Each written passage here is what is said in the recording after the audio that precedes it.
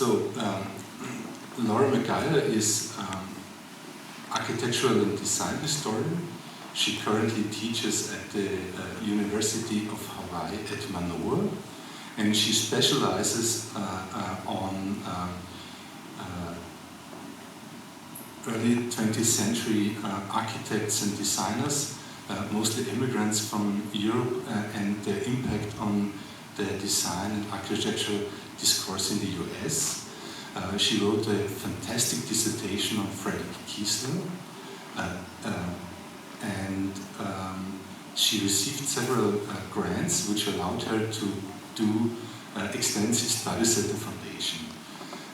Therefore, I know her very well, and it is a really pleasure to have her. And I think perhaps I just mention one of her latest project, which is also related to an Austrian emigre artist and architect, Alfred Price, who was living and working at Hawaii. So it would be a pleasure to start with the presentation. Thank you very much.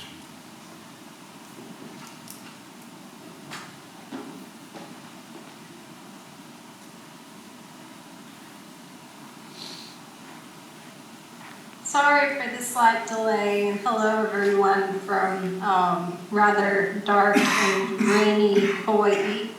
I am going to share my presentation now. Hopefully you'll still be able to see my face while I give it, but I'm not sure how the screen will come up.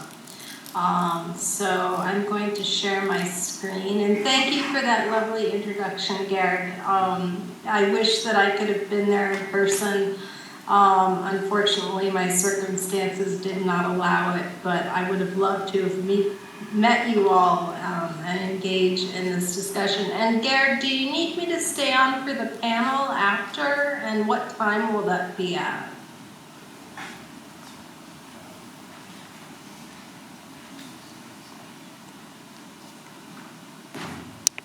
Quite late at your place. Oh, okay. I didn't count really that you stayed that late. Okay, all right, no problem. Yeah. It's already late, so, okay. So let me go ahead here.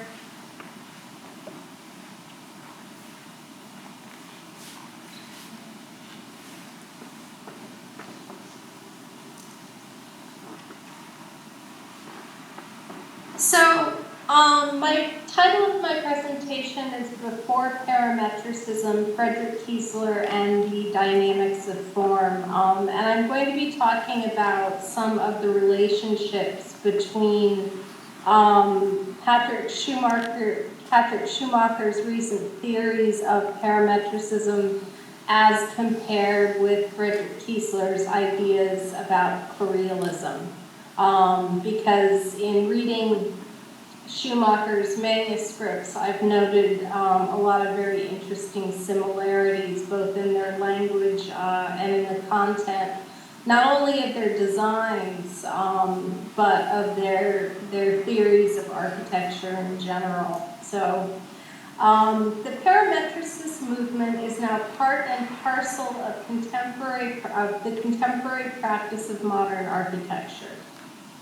But Frederick Kiesler's theory of Correalism presents one of those instances in architectural history when we discover that a contemporary modality in design thinking has had a much longer history than we might have previously imagined. Patrick Schumacher is the president, or is the principal at Zaha Hadid Architects since, and also its principal spokesperson and theorist for the firm. He took control after Zaha Hadid's untimely death. And in 2008, Schumacher published his first manifesto explaining his position on design, parametricism as a style, the Parametricist Manifesto. And he later followed this up with a 2-volume set, The Autopoiesis of Architecture, which I'll talk about towards the end of the presentation.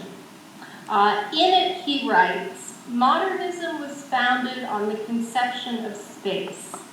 Parametricism differentiates fields. Fields are full as if filled with a fluid medium. We might think of liquids in motion structured by radiating waves, laminal flows, and spiraling eddies. All forms are the result of lawfully interacting forces.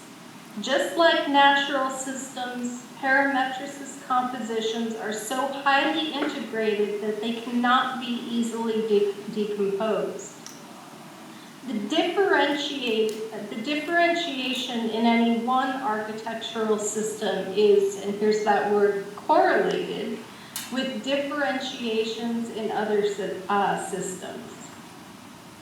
Environments can be designed with an inbuilt kinetic capacity that allows them to reconfigure and adapt themselves. Real-time registration of use patterns produce parameters that drive the real-time kinetic adaptation process. Cumulative registration of use patterns result in semi-permanent morphological transformations. But 71 years before parametricism, Frederick Kiesler proposed that Correalist architecture and objects should be designed with the fundamental structures and energies of the human body and mind as elements in the generation of form and space, and they should be iterated as new conditions arise. Exchanges of energy between people and their social and natural environments were crystallized into his designed forms. Kiesler's Correalism might be likened to the much simpler concept that everything influences everything, meaning that in any designed environment or object, the form and structure must account for a ceaseless exchange of energies between it, its inhabitants, and the external world, but that fundamentally etheric and atomic energies make up the whole. And the etheric part I find interesting because in the around the turn of the century, ether was considered to be the fifth element, which was sort of an elastic jelly that occupied space. And Patrick Schumacher is sort of picking up that term when he talks about fields. So the strange curvatures and apertures in Kiesler's most famous project, a model for an endless house exhibited at the Museum of Modern Art in their Visionary Architecture show in 1960s. The model was not a static representation of what a built endless house would ultimately be. The model was not a literal representation of the endless house. Rather, it was one possibility for an endless house. It was a suggestion of the ways in which space might be defined to suit many different inhabitants and multiple ways of living. Kiesler's theory of Correalism was first articulated in a series of articles for the American magazine The Architectural Record in the late 1930s. He argued that because all physical structures of the universe are related, an understanding of these relationships must constitute the basis with which architects generate three-dimensional spaces. Kiesler, in this article, writes that man is a nucleus of forces which act upon him and upon which he acts. Forces are energies. By means of gravitation, electricity generates solid energy into solids of visible matter. This is integration. By magnetism and radiation, electricity degenerates into tenuous invisible matter. This is disintegration. Anabolic and catabolic energies interchange through psychochemical reactions, physicochemical reactions, one force always striving for preponderance over the other. In this way, variations are constantly created. And in this process of creation, new nuclear concepts and new environments are in continual formation. What we call forms are only the visible trading posts of integrating and disintegrating forces mutating at low rates of speed. Reality consists of these two categories of forces which interact constantly in visible and invisible configurations. There are thus strong conceptual similarities tying Schumacher to Kiesler. Kiesler's Correalism, or the energetic exchanges between architecture and people in the 1930s and 40s, continue to be quite present with us today in Schumacher's parametricism, especially in the way Schumacher talks about parametric design using words like flows and forces and energies and waves and fields. Because Kiesler often used the very same words in his Correalist manifesto of the 1940s, which did remain unpublished. Indeed, Kiesler even theorized that energy emanations from the human brain and body could be captured within an object or be able to project an object form into the surrounding physical space, much like we now project images of buildings diagrammatically through parametric design. Like Schumacher, he wrote specifically about works of design as being crystallized localities of human power and activity. And I think that he would see the idea that large sets of data parameters based on information about how we move or use space, which can then project a form via computer, to be very akin to the way he was thinking about design back in the late 1930s. Teaching at his Design Correlation Research Laboratory at Columbia University in New York City, he taught his students that if a design was to be truly functional, that interactivity and constant iteration had to form its basis.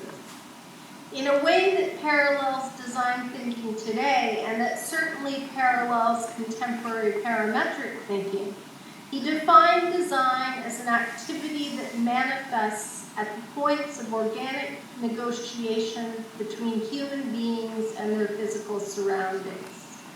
Drawings from his laboratory illustrated the location of the design activity at this one nexus in the diagram, the field of creation. And it was up to the designer to correlate conscious and non-conscious thought along with environmental forces and heredity or human natural drives to arrive at this field of creation. Ultimately, he depicted his design research process in a diagram from 1948 in which existing realities, which is number one, would invariably develop into new ones, number two, new objectives, and new objectives would result in the formation of new objects. And then the whole process would begin again in an iterative way. So here, objects and buildings exist in a constant flow of usage and creative energy. They couldn't stay static for very long and maintain any relevance.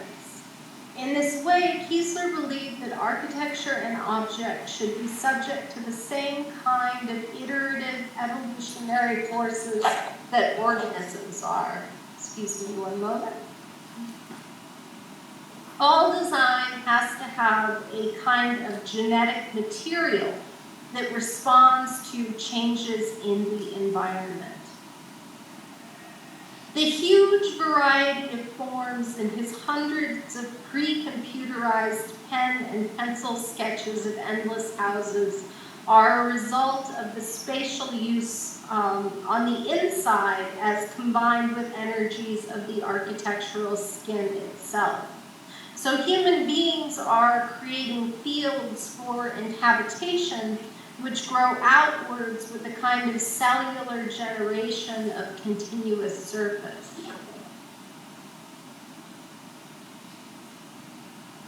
Here, atomic structures appear to move ceaselessly throughout the outer shell of the house. And what we see here happening is the articulation of an exterior surface that is built up of these swirling lines of force which seem to be emanating from within.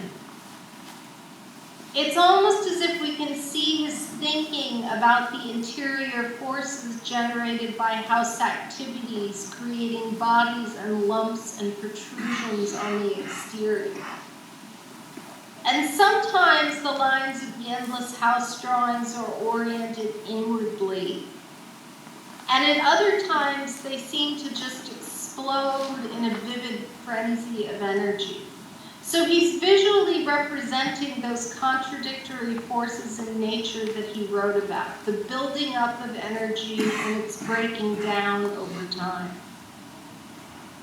Now, already in 1933, Kiesler was offered the opportunity to construct his early vision of an ideal house. The Modern Age Furniture Corporation asked him to design a full-scale model home interior for their New York showroom. Although the house consisted mainly just of the facade and then the showroom behind it. There was no back to speak of. And he called his futuristic design the Space House, and stated to the press that his mostly unbuilt concept was the most technologically advanced example of domestic architecture ever shown in the United States. His notes and drawings reveal that he wanted the house to have been die-cast as a single metal shell with no interior supports. This is because he believed that the entire universe was composed of energy, and the future of construction lay in homogeneous structure and skin. He absolutely hated perpendicular joints and composite building systems because he felt that joints inhibited energy flows through structures. Also, he felt that composite systems were more liable to break down over time and were not as resilient as a single homogeneous surface. So he compared the space house's construction to the shell of an egg. He also wrote that the interior was designed as a scientific study of the impact of the home environment on the human senses. And he wrote that the space house represented, quote, the scientific approach of least resistance to ideal living conditions, and, quote, since all living is an adjustment of the individual to the harsh conditions which exist in the outer world, the house or home should be the perfect scientific instrument for lessening these resistances to produce harmony in the mind and the spirit of the individual, end quote. He explored the sensory uses of textiles with the primary objective being the elimination of hard edges and unyielding surfaces. And one of the novelties of the house was a bathroom with a blue sheet rubber floor. And I will add that in his ultimate or hoped-for scheme for the house, Kiesler had proposed that the entire interior would be coated in soft, elastic rubber so that inhabitants would be enveloped in a pliable surface. He also proposed electronic doors and partitions. Button-operated curtains and doors hung on ceiling tracks and could be opened or closed depending on the need for privacy. In the showroom, these didn't actually work because he didn't have the budget or the technology for it, but he had the buttons installed anyway, just to show you what you could theoretically do in the space house.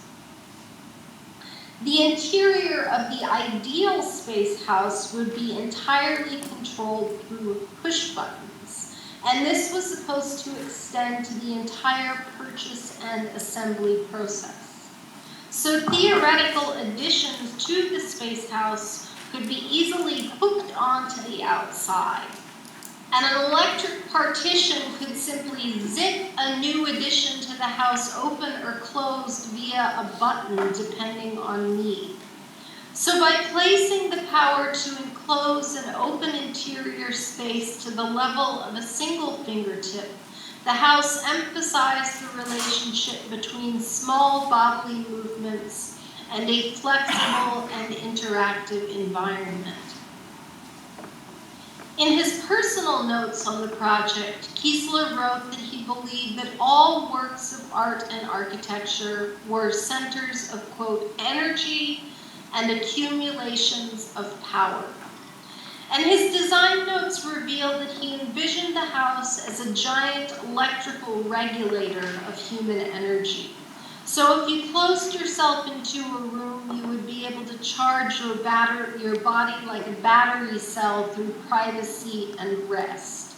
And then opening partitions and moving through the house then allowed the dispersal of this collected energy into the local environment. The goal of this building up and breaking down of energy, like organic metabolism, was the maintenance of the health of the dweller. Kiesler was very interested in creating spaces through research into human movements. He actually paid a lot of attention to time, motion, and fatigue studies that had been researched by industrial psychologists and early human factors engineers like Frank and Lillian Gilbreth in the 19-teens and 1920s, and fatigue studies that were now being researched in a Harvard laboratory. He wrote a number of letters to this laboratory to get their latest findings on fatigue research.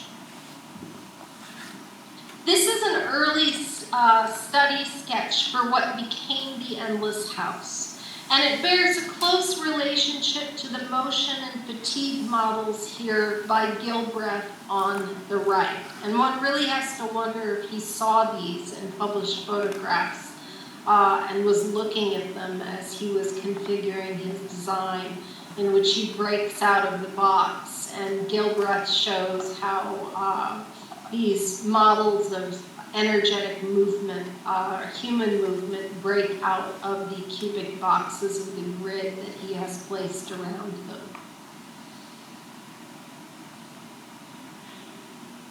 Similarly, the most significant projects undertaken at his laboratory for design correlation at Columbia was the development of a novel home library system. As a part of their research, students carried out studies of the entire process of using a bookshelf, as well as motion and fatigue studies. In 1937, they were really on the vanguard of design research. The science of ergonomics and human factors had only been really explored in military combat situations, which would lead into World War I and their use in aircraft cockpits and things like that. And they absolutely did not exist yet in the practice of design or design research. So Kiesler might have been the first person in the country, or the first designer in the country, to actually explore the science of ergonomics. The students' prototype for a mobile home library was a component system. The shelving units were removable and the entire circular frame was expandable and contractible. A bookshelf like this, though, demanded a new kind of architecture, since it wouldn't easily fit into a square room. Its central idea is not that bodies should be fit into architecture, but that architecture must be generated from movements of the human body itself. This is Kiesler's earliest model for the Endless House, fabricated in 1950. And like the space house, it was to be constructed of a single thin shell, a little bit thicker at the base than on the top. And he explained that it would function like a living organism, and as an epidermal skin, this was one of the terms he used, for the human bodies inside of it. There were no straight walls in the house. Partitions were irregular bands governed entirely by the morphology of the room spaces. He also vividly described the architectural space as having an atomic structure comprising architectonic electrons, neutrons, and protons. In 1959, the Museum of Modern Art asked Kiesler to construct an endless house, and in these photos he works on building the prototype. He used small sections of wire mesh to form the primary shell, and then he coated it with clay. The biomorphic lines of the endless house model and its materials of wire mesh and clay were themselves moldable materials. The exterior surface was strongly textured, possibly to withstand the forces of an unpredictable outside world, but the interior was smooth and undulating. With ceaseless cycles of energetic interaction between a house and its inhabitants, Kiesler rejected the idea of a static ground plan or static elevations. So indeed, not a single surface of the model is perfectly flat. This unevenness was an expressive call for a house in which the inhabitant would interact with the domestic environment in entirely new and sometimes unexpected ways. Nothing about the house was proscripted, however. He did not intend to force the resident to move about in unbalanced directions or to put its body in uncomfortable positions. Rather, Kiesler's intention was the reverse. A theoretical inhabitant might find that he or she used their bodies in habitual ways that might be adapted to the endless house's possibly endless plans and sections. The endless house model was but one of many possible outcomes, really infinite design possibilities derived from the many varieties of human behaviors, needs, bodily movements, as well as the surrounding natural and man-made environments. And indeed, his design for the Mary Sisler House in 1961 was markedly different than the Museum of Art model. Although it contained the seeds of the original model in its general form, there were different apertures and a much wider variety of pillars at the base among many differences in the plan. An endless house would therefore be as individual as the person for whom it was built. And as its name implies, it might kinetically change over time. An endless house would envelop itself like a skin around inhabitants' bodies and their psyches. Their habits and desires would determine the space and form of its rooms, and its exterior would provide opportunities, or its interior would provide opportunities for inspiration, rest, delight, and other states of bodily activities or emotions. Now, Kiesler's quest for an endless house parallels one of Schumacher's numerous ideas in his recent volumes, The Autopoiesis of Architecture. Schumacher argues that algorithmic processes by which architects generate architecture through parametric design must also become a central element of their own continuous re-articulation over time. He believes that the next important step for architecture is that it must somehow fundamentally incorporate kinesis, of the human body or bodies in response to changing use patterns in buildings. And in this, Schumacher is driving very hard at the meaning of Correalism. This is the idea, again, that everything influences everything at different scales. Both animate and inanimate beings and objects form a cycling and ever-changing relationship to one another. Patrick Schumacher, perhaps inadvertently, further distilled Frederick Kiesler's ideas into parametricism. And now with computer technology, we have the ability to implement some of the advanced design research that Kiesler envisioned. So in summary, the roots of the parametricist program are fundamentally an extension of an alternative and avant-garde modernist program which began as early as the interwar spearheaded in Frederick Kiesler's design research.